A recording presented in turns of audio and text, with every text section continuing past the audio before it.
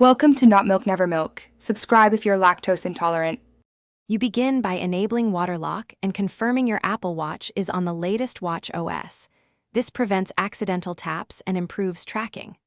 Once done, put the watch on snugly so sensors contact skin and set the pool length in the workout app. Make sure to choose pool swim or open water swim depending on where you'll swim. Each mode uses different algorithms for laps and distance. Start the workout before entering the water to capture heart rate baseline and GPS when applicable. While you swim, rely on pool swim for lap counting using the accelerometer and stroke detection, and use open water for GPS-based distance outdoors.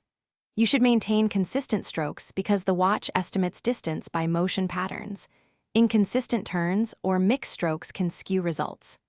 Once you complete a set, pause with a quick tap or rotate the digital crown to lock. This avoids false reps during turns. Monitor real-time metrics like laps, pace, and active calories so you can adjust effort mid-session. To finish, stop the workout and review the summary to confirm laps, distance, and heart rate look reasonable. This helps you track progress. After exiting, use water eject by turning the digital crown to expel water from the speaker and restore sound. If readings seem off, recalibrate the watch by doing a 20-minute outdoor swim with GPS, recheck pool length, and tighten the band slightly.